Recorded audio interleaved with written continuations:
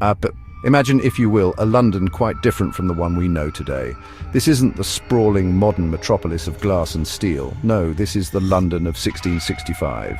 It's a city of timber-framed houses, their upper floors jutting out over the narrow, winding streets below, almost close enough for neighbours to shake hands from their windows. The air is thick with a cocktail of smells.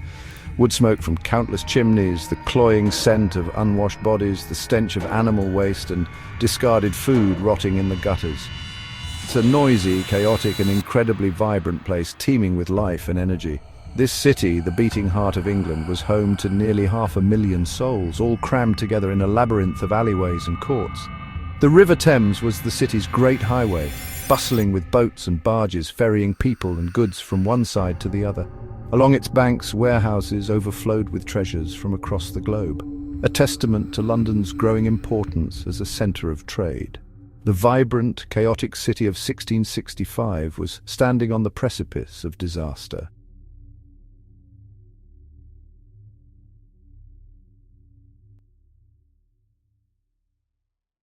The Great Plague wasn't a new monster, it was an ancient one. What we now call the Great Plague of London was an outbreak of bubonic plague, the very same disease that had caused the Black Death 3 centuries earlier. The culprit was a tiny bacterium named Yersinia pestis, a microscopic killer that lived in the blood of black rats. It was an invisible enemy, utterly incomprehensible to the people of the 17th century, who had no knowledge of germs or bacteria. To them, the plague was a mysterious and terrifying force of nature, perhaps even a punishment sent directly from God for the sins of a wicked city. This lack of understanding would make the fight against it all the more desperate and futile. The disease typically began its deadly journey with the bite of an infected flea. These fleas were the primary carriers, living on the fur of the black rats that infested London. The rats were everywhere, thriving in the city's filth. They scurried through the dark alleyways, nested in the thatching of roofs, and feasted on the mountains of garbage. When a rat died from the plague, its fleas would abandon the cooling body and seek a new, warm-blooded host. Often that new host was a human being.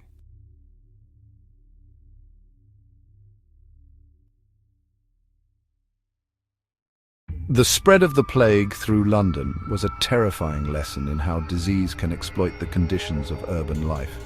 The city itself, with its tightly packed streets and poor sanitation, became the perfect incubator for the pestilence.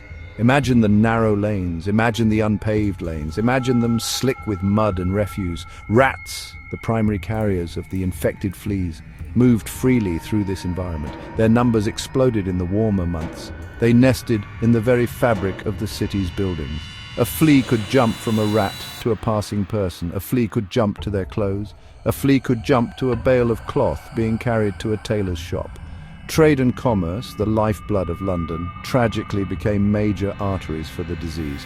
The plague often travelled along trade routes, hidden within bundles of fabric or other merchandise. A bolt of cloth from an infected household could carry fleas to a market stall. Fleas could transfer to a new customer at that stall.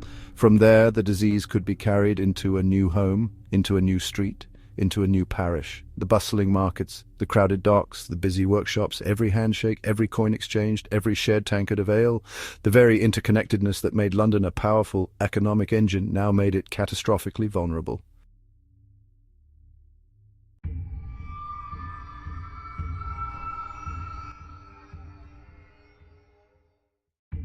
As the summer of 1665 wore on and the weekly bills of mortality showed the death count soaring from dozens to hundreds and then to thousands, a wave of pure terror washed over London. The familiar sounds of the city, the rumble of carts, the cries of street vendors, the laughter from taverns were gradually replaced by an eerie silence punctuated by the tolling of church bells for the dead and the mournful rumble of the dead cart.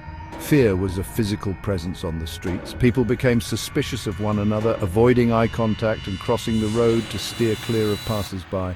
A simple cough or a sneeze could cause a panicked scramble. The initial and most dramatic reaction for those who could afford it was to flee. The King, Charles II, and his court were among the first to leave, relocating to the safety of Salisbury and then Oxford. They were followed by a mass exodus of the wealthy. Merchants, lawyers, doctors and aristocrats packed up their belongings and fled to their country estates. As the plague tightened its grip, the city's authorities, led by the Lord Mayor, struggled to impose some semblance of order on the chaos. They drew on experiences from previous outbreaks and issued a series of official plague orders. These rules were an attempt to control the spread of the disease based on limited medical understanding. The primary goal was to isolate the sick from the healthy. Special officials, known as searchers, inspected dead bodies and reported suspected plague cases. The most feared regulation was quarantine. Confirmed plague in a house meant the household was sealed shut. A red cross was painted on the door with the words, "Lord, have mercy upon us." The house was guarded by watchmen for 40 days, effectively turning it into a prison. The intention was containment, but often it became a death sentence for whole families, as healthy people were trapped with the dying.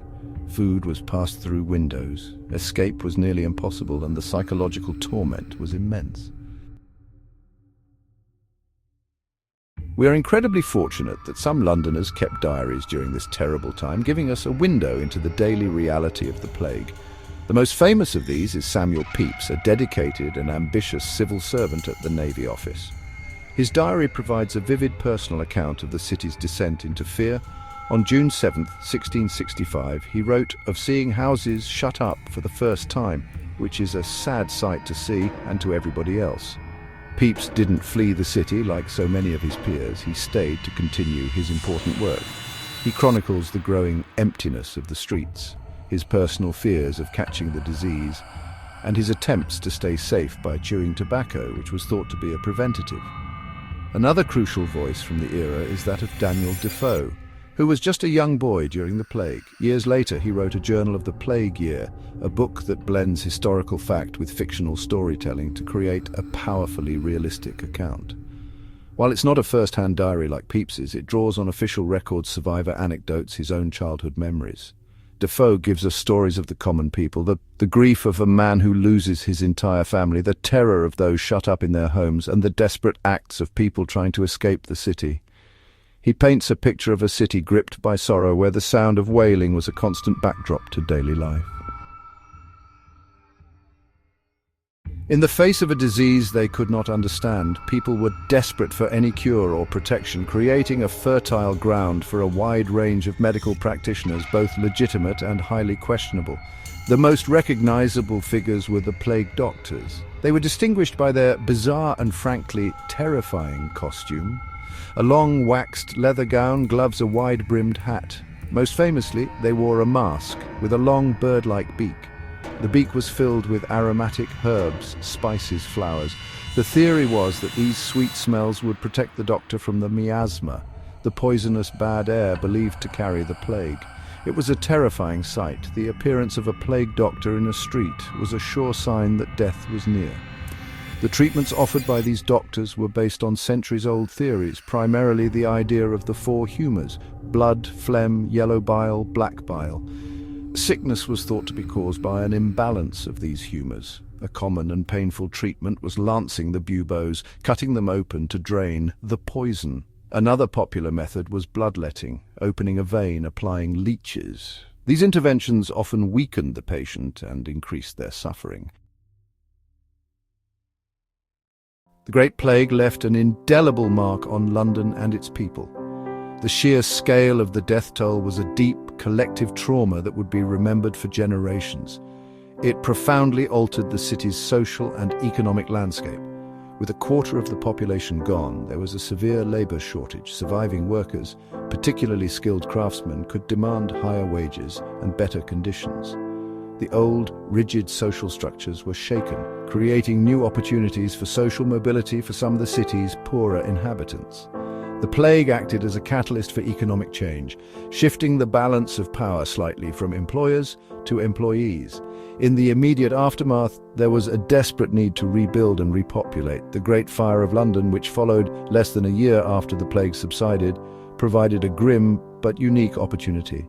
The fire destroyed over 13,000 houses and dozens of churches. It struck the cramped, timber-framed heart of the old city. These were the very areas where the plague had been most rampant. This devastation, while another tragedy, allowed for a complete redesign of the city centre. The new London that rose from the ashes was a healthier place. Streets were made wider. Houses were rebuilt with brick and stone instead of flammable timber. Some initial steps were taken towards creating better sanitation and sewer systems. The plague also had a lasting impact on public health and governance.